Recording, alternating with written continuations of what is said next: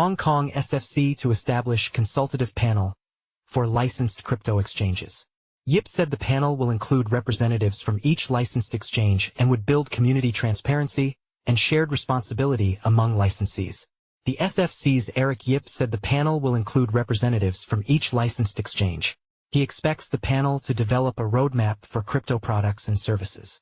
The Hong Kong Securities and Futures Commission, SFC, plans to create a consultative panel for licensed cryptocurrency exchanges in the city next year, said Eric Yip, the SFC's executive director.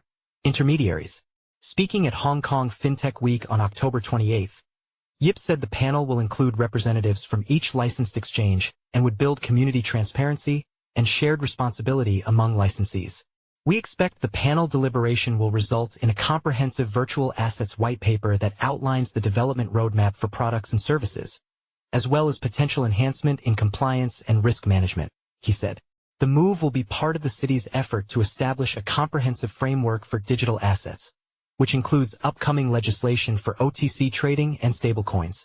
Earlier this year, Hong Kong brought in a new licensing regime for virtual asset trading platforms.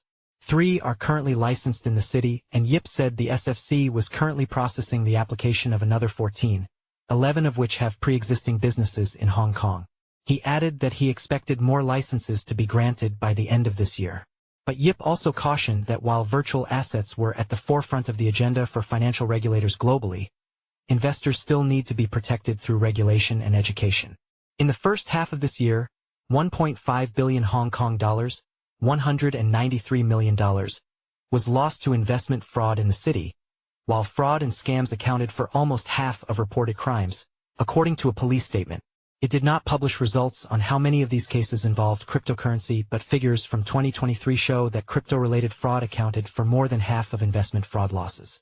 At the SFC, we firmly believe the future of virtual assets lies in a regulated marketplace that balances its development with investor protection. We do not need to reinvent too many wheels, as our experience in securities regulation lays a strong foundation, Yip said. He called for greater cooperation between different regulators around the world to prevent exchanges from playing regulatory arbitrage.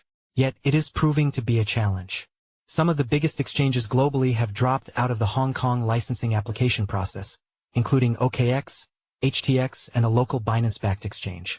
The small amount of tokens available on licensed exchanges and the lack of complex financial products mean retail traders are continuing to use overseas exchanges not licensed in Hong Kong.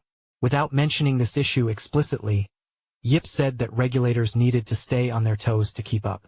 If virtual asset liquidity still resides in unregulated VAPs after all our efforts, and regulated entities cannot operate a sustainable business model, then we need to reflect on why investors didn't pick our state-of-the-art regulatory framework, he said. In short, we need to listen to the market and balance between regulatory perfection and market development. This series is brought to you by Consensus Hong Kong. Come and experience the most influential event in Web3 and digital assets, February 18-20. Register today and save 15% with the code COINDESK15.